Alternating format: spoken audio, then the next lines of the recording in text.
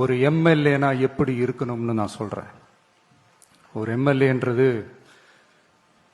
சும்மா அனுபவத்தை வச்சுக்கிட்டு கொள்ளை அடிக்கிறவங்களாலாம் இருக்கக்கூடாது.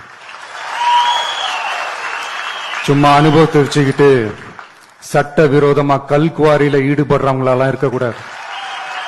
சும்மா அனுபவத்தை வச்சுக்கிட்டு கேள்வி கேட்கிற பிரஸ் ரிப்போர்ட்டர்ஸ தாறுமாறா தாக்குறவங்களாலாம் இருக்கக்கூடாது. இன்னும் ஓப்பனா சொல்லணும்னா, இந்த திமுகவில் இருந்து வந்த ஒரு எம்எல்ஏ மேல கொள்ளையடிச்ச கேஸ் இருக்குது, போதைப் பொருள் கடத்தல் கேஸ் இருக்குது, திருட்டு கேஸ்லாம் இருக்குது. திருட்டு கேஸ்ல எல்லாம் ஜெயிலுக்கு போயிட்டு வந்தவர் ஒருத்தர் இருக்கிறாரு. நீங்க கூட யோசிக்கலாம் அவர் யாரு அப்படின்னு. நீங்க யோசிக்கலாம் அந்த எம்எல்ஏ யாருன்னு உங்களுக்கு யோசிக்க தோணும். இன்னொரு க்ளூ வேணா நான் தரேன். அந்த திருட்டு கேஸ்ல உள்ள போயிட்டு வந்தவரை யாருக்கு எதிரா இந்த திமுக தேர்தலில் நிக்க வச்சாங்க தெரியுமா?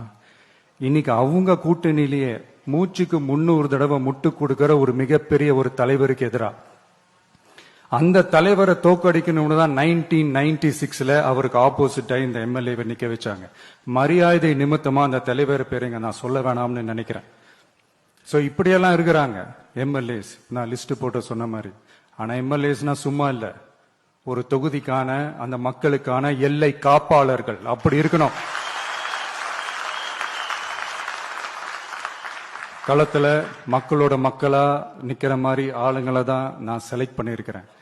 நான் எல்லா இடத்துலயும் எல்லா நேரத்திலையும் ஒரே நேரத்துல நான் போய் நிக்க முடியாது இல்லையா? அதனால என் சார்பா என்னோட பிரதிநிதிகளா நானே பார்த்து என்னுடைய வேட்பாளர்களை செலக்ட் பண்ணிருக்கிறேன். நம்மளுடைய அக்கா, நம்மளுடைய தங்கை, நம்மளுடைய அண்ணா, தம்பி அப்படின்னு சொல்லி நம்மளுடைய வேட்பாளர்களை செலக்ட் பண்ணி இன்னைக்கு உங்க முன்னாடி நான் ஒப்படைக்கிறேன். மக்களே, அவங்கள எம்எல்ஏ ஆக்க வேண்டியது உங்களுடைய பொறுப்பு.